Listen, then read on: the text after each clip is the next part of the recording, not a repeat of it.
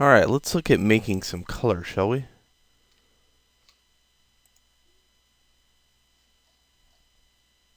Okay, what I'm envisioning here is a nice brown, dirty type of look.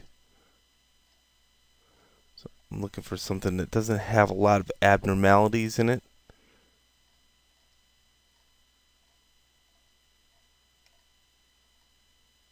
Definitely not any lines as far as separation of wood is concerned here.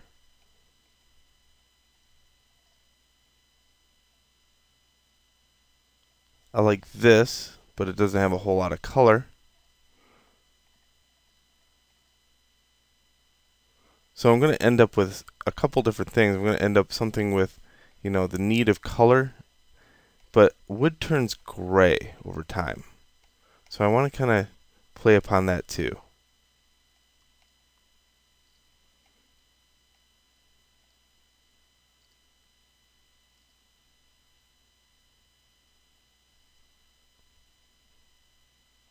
I like this. It has an abnormality in it, but I think I'm going to take it out. Oh, and there's a few others. Liking that. Like this even better. Okay, so let's grab this one. Again, not profiting in any way from this. And what I'm going to do is click on it a couple times and see if I can zoom in. And I can, yes. Copy image.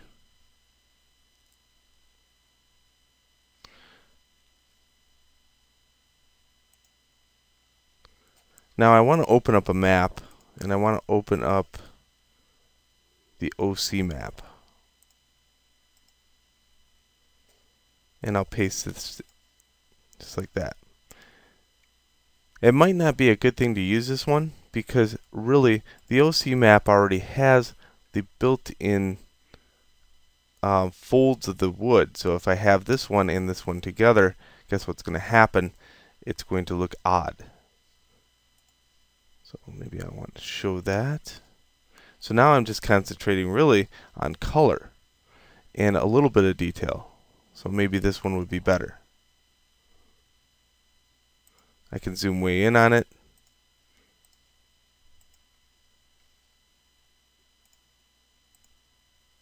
Yes, much better.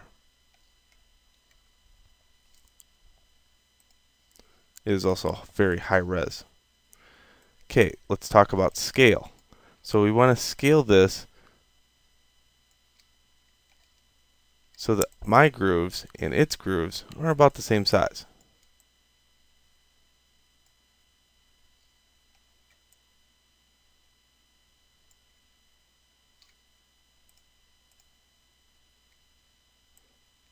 Hold Alt to click and drag.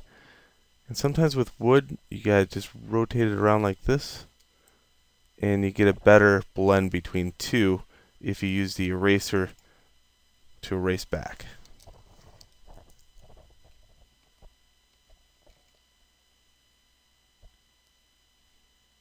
Okay, give yourself some wiggle room there.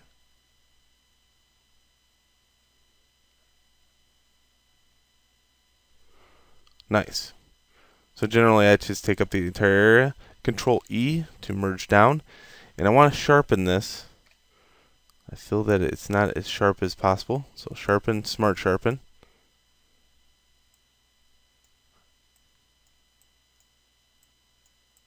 I do want it contrasty. Okay. Then what I can do is take this layer right here, double click it, move it to the top, and turn it to multiply. And if it's in multiply mode, I can copy it a couple times. So I copy it, boom.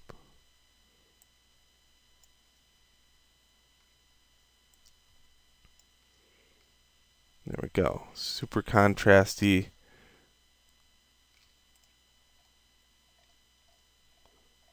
And you're starting to see these show up. Alright, now what I might want to do is make this maybe a little bit lighter right there. And to do that, let's go like this. grab something else.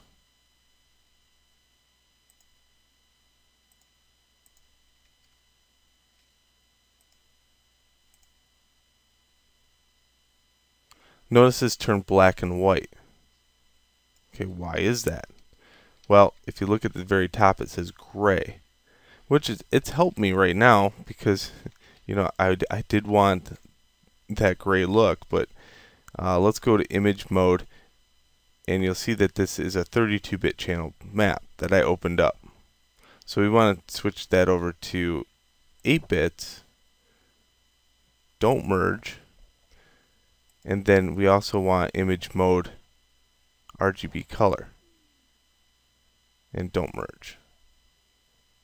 Okay, so now we can paste this one into place, and all its job is to give me a slight color, and I do mean slight. So we can turn it to multiply if we want, and then turn down the opacity.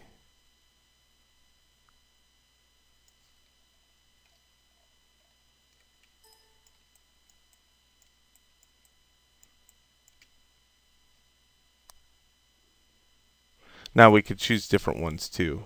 Like there's always soft light, which lends to it too. And if you page through here, you're going to find a few different variations that you can use. Like vivid light.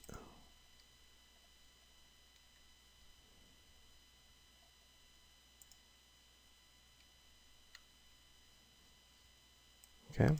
Whatever you choose, you should probably knock back the opacity some. Another thing you could do is, let's say we take the eraser tool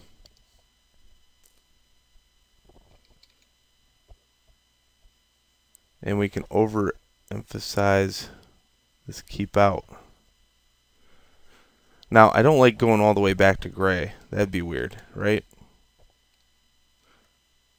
So instead of that, we can go like this.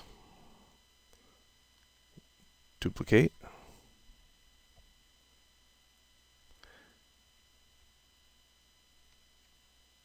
Then we make a layer mask and fill it with black.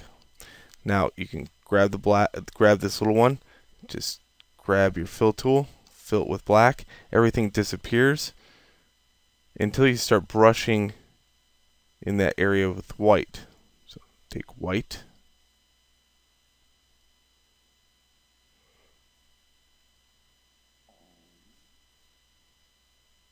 and now this area takes on the color of this map right here. And what that color is up to you. You can image adjustment, and you can go like hue saturation. Maybe you could desaturate that. Maybe you could turn it just a little bit darker.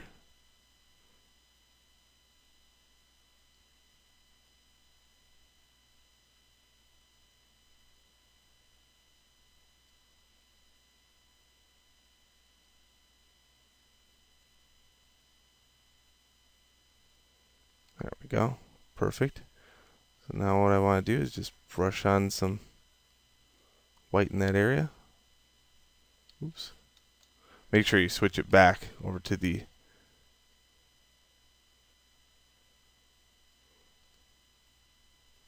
and with texturing, it's slight. You don't want to do something that's just so bright and so vivid from the first change. It's just a very slight change in this area due to the fact that this has been carved out.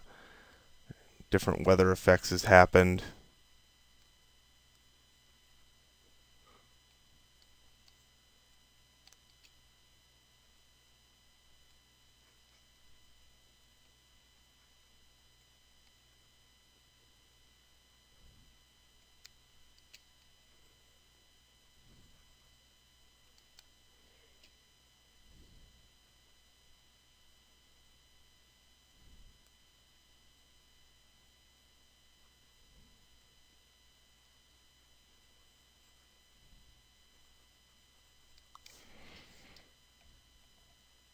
There we go.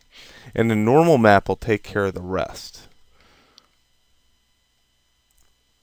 Alright, let's save as. Now we want to save this as something else. We want to save this as the color map. So CM. Again, I'll convert all these to TGA later, so I'll just keep the layers and everything.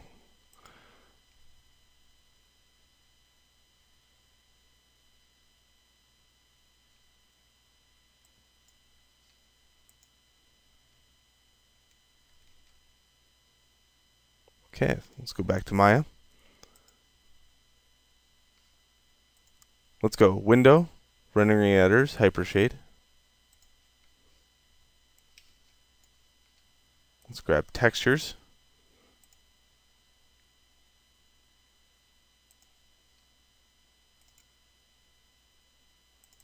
The sign. And let's go to Sign Color Map. Put that in place. Double click on it.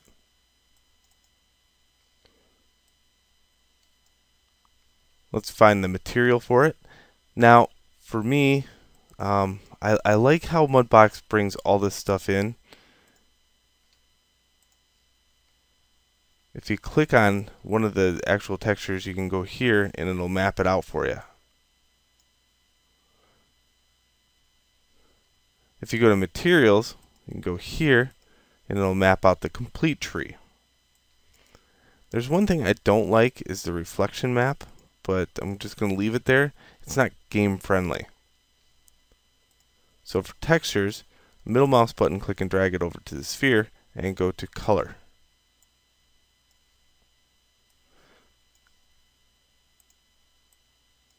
And there we go. Keep out. See how it's reflective? I like using Lamberts. They tell the story a little bit better for right now. But blends are generally in game. So what that did is broke the reflection map, got it out of there, and safely broke it. Perfect. Another thing it did, it broke the relationship between here and here. So we don't have an ambient occlusion map. What we do is sometimes use this as a diffuse map. So middle mouse button, click and drag it over, and we can go to diffuse, which isn't on here anyway because you have to have a blend in order to have it diffused.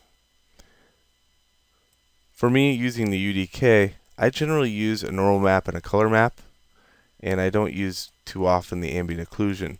The only thing I use the ambient occlusion for is in Photoshop to make it a little bit punchier in this area. So it's already baked kind of in.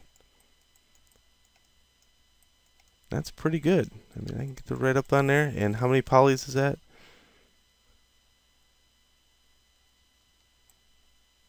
82. Not bad. So that is how you make a very high res, very detailed game asset from Maya to Mudbox. I hope you enjoyed. Let's look at cleaning up our workflow a little bit and how that works in the next video.